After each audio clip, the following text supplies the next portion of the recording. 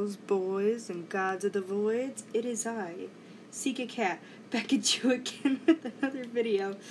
And, yeah, so, before we begin, let me explain. So me and a friend of mine have been watching Twilight, the Twilight Saga, over the past few days, and I basically rage out over the dumb writing and stupid main love triangle the movies are based around, along with other ridiculous things in them. Yesterday, I was really bored and didn't know what to do until I came up with the idea to make a random slideshow about something I was interested in. And I didn't really know what I was going to make it on. And so my friend suggested that I should do a presentation about the Twilight Saga or something in the Twilight Saga. And I immediately jumped on the idea. Because I was like, yes, that is what I want to do. So now I give you a product of boredom and dislike. How Jacob saved the Twilight Saga. Yep. This is what we're doing. By yours truly, of course. And as you can see, yeah, let me explain. So, Bella is a shit main protagonist, okay? She has no personality whatsoever. Literally the most basic bitch ever. Is only ever depressed or lusting after Edward. She seems like the I'm not like other girls type, or like I'm so quirky, you know? And she's a Mary Sue, which if you don't know what a Mary Sue is, basically a self-insert for the reader or the author to be like perfect and, you know, just has all the plot armor possible. And she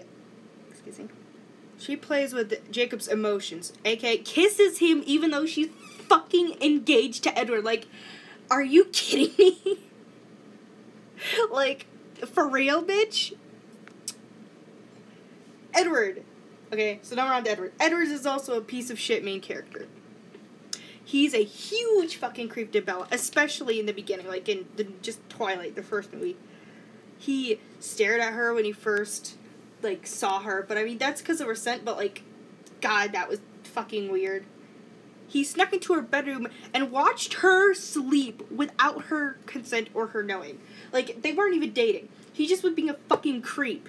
And then he followed her around and stalked her all the time. Like, he was able to pull up on those guys who were gonna, I don't know, hurt her. Like, I'm glad he did that, but, like, dude, you know, how did you know where I was? And then they went and fucking ate dinner. It's like, a girl, run. Yeah, and then this is just continued. Excuse me. Go. There we go. He is a very controlling over Bella. He tries to make decisions for her, also tries to keep her from certain people, aka Jacob, because he's a werewolf, and he's and he obsesses over her thoughts / what she's thinking because he doesn't know what she's thinking, so he's like constantly asking her what she's thinking, like he has to know, and always must have her by his side and be codependent with her and have her codependent on him. And it's so dumb because then it just makes all their plans so complicated. Like, if they could be apart for like 5 minutes, like, the plan wouldn't have been so hard. Like, it would have just been so easy because they wouldn't be predictable. Because then all the bad guys know, oh, Edward's gonna be with Bella because, you know, they literally just don't, they're glued to the hip or something, like, fuck. And then he acts like this cringy, edgy, mysterious bad boy, and I'm just, And now, Jacob is the one character that keeps the series alive. He's, like, the one person in, like, the love triangle and, like, one of the main characters. Like, the other vampires are okay, I guess. But Jacob is my boy, okay? He is the character that kept me from screaming out of frustration through the movies because all these reasons. He would have been a main protagonist, a better main protagonist, and or a romance option than Bella or Edward. He's way hotter than Edward. He's got fucking abs for days. He doesn't look like a fucking corpse. I ain't into that necrophilia shit, like, And he has a better face. It's gonna keep going. He's thick. He looks like he'd give great hugs, and he's just warm, because that's, like, warm, you know? like they say, he's his own personal son, and that just, you know, especially, like, in the winter, that'd be so cozy, like, you know, and he actually has a personality, personal growth, and other interests besides Bella, like, because, you know, he built or repaired the motorcycles, he has, like, you know, the tribe stuff going on, like, werewolf stuff, and, like, we don't know what else he does, like, at school. He probably does, like, maybe other clubs or something at school that we don't know about. And he's a shapeshifter. And that's better than a vampire. You could fight me on that. And, there he is. Jay will go, awoo.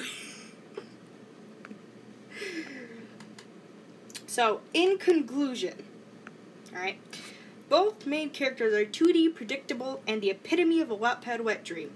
Jacob should have been the main protagonist or romance option for Edward, which would have been a much better story and made it a lot interesting.